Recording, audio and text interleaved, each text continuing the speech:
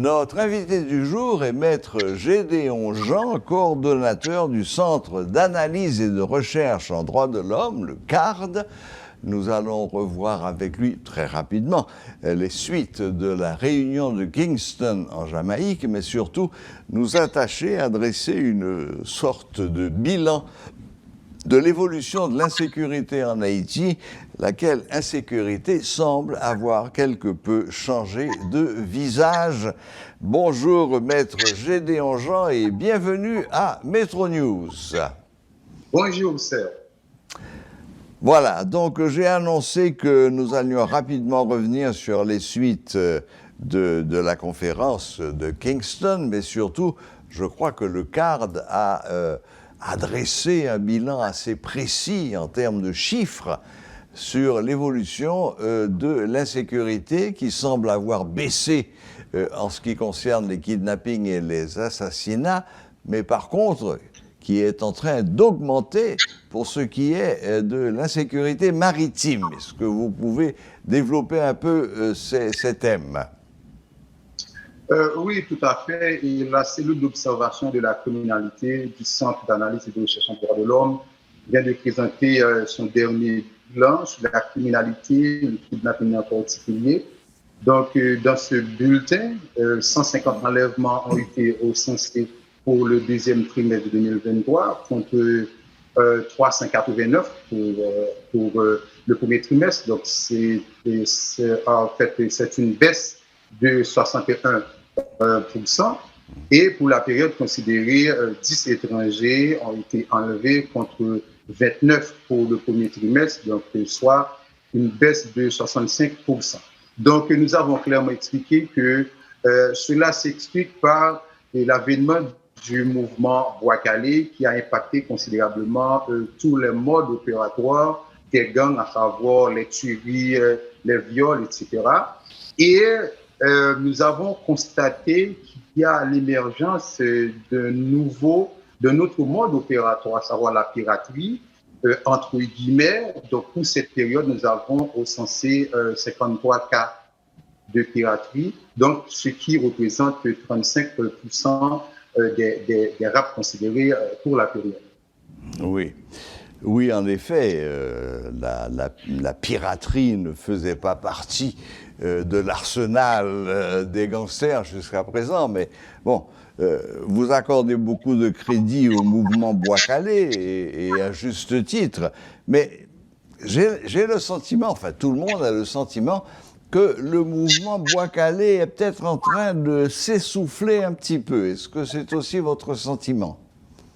Oui, tout à fait. Et c'est pourquoi, en perspective, nous avons envisagé une hausse des cas d'enlèvement, parce que, comme le cadre l'avait proposé dans ces deux bulletins, ces deux rapports ou analyses sur le Bois-Calais, eh bien, l'État n'a pas encadré le mouvement. Encadré dans le sens qu'il fallait donner plus de moyens à la police communautaire, aux autorités locales, encadrer les notables afin que le mouvement Bois-Calais soit normalisé, soit contrôlé. Et l'idée, c'était aussi de limiter les dérives, donc cela n'a pas été fait. Aujourd'hui, on constate une baisse au mouvement par rapport au mouvement Bois-Calais. Comme c'est ce mouvement qui a expliqué cette baisse du kidnapping, et c'est ce mouvement qui a impacté tous les modes opératoires des gangs, et bien maintenant, on constate que quand même progressivement, le kidnapping refait surface. Mais cette perspective en hausse du kidnapping s'explique également par le fait qu'il y ait d'autres axes qui se développent, par exemple à Tabac, par exemple, en Plaine.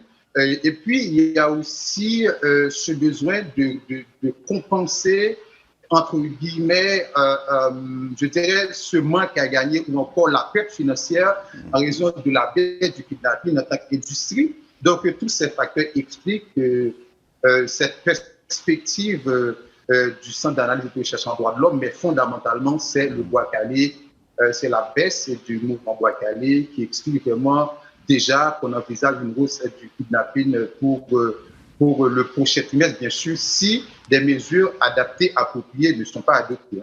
Oui, alors bon, parmi les mesures qui qui sont peut-être attendus et en tous les cas qui sont discutés sur tous les forums nationaux et internationaux depuis quelque temps déjà, c'est l'envoi d'une force multilatérale qui viendrait accompagner la police nationale dans sa lutte contre les gangs. Quelle est la position du CARD sur cette affaire?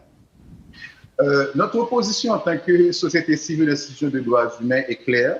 Nous avons une police incapable. La police, c'est moins de 8000 policiers en termes de policiers opérationnels pour 12 millions d'habitants environ. Donc, ça ne répond pas aux standards, aux normes en matière de sécurité. C'est une police sous-équipée, une police sans hélicoptère, une police sans drone furtif, sans drone équipé, une police sans technologie, etc.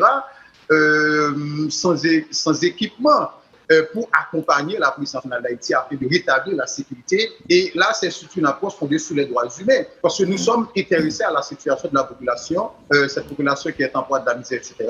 Donc, seule une force adaptée pour accompagner la police nationale d'Haïti peut aider à rétablir la sécurité et créer les conditions également pour qu'il y ait des élections en Haïti, puisqu'on est dans une période exceptionnelle. Demain, 20 juillet, ça va faire 2 ans depuis que le Premier ministre Ariel est au pouvoir. Le président intercesseur, déjà ça fait 2 ans. Donc, on est dans une période exceptionnelle. Eh bien, il faut créer les conditions pour que la population puisse choisir ses représentants, ses gouvernants, conformément à la Constitution, conformément aux instruments internationaux de garantie de protection des droits de l'homme. Je vais parler du pacte international relatif aux droits civils et politiques. Je vais parler du pacte international, je vais parler de la Convention américaine relative aux droits de l'homme. Donc, c'est 2 instruments auxquels l'État haïtien est parti de ces 2 textes. On a quand même compris l'essentiel de votre position, à savoir que, compte tenu des circonstances, compte tenu de la faiblesse de la police nationale, le CARD est partisan de ce qu'une force internationale vienne porter secours, vienne renforcer les capacités de la PNH, ce qui permettra, après ça, de créer le CEP et des conditions favorables à des élections générales dans le pays. Bien, voilà, malheureusement, nous allons devoir mettre un terme à cette interview, vu que la technologie nous joue des tours.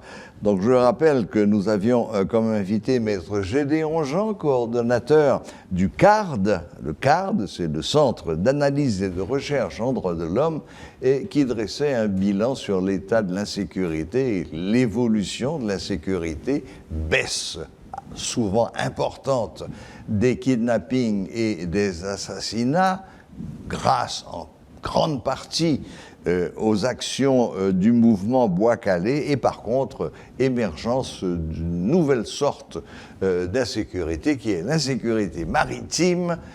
Voilà.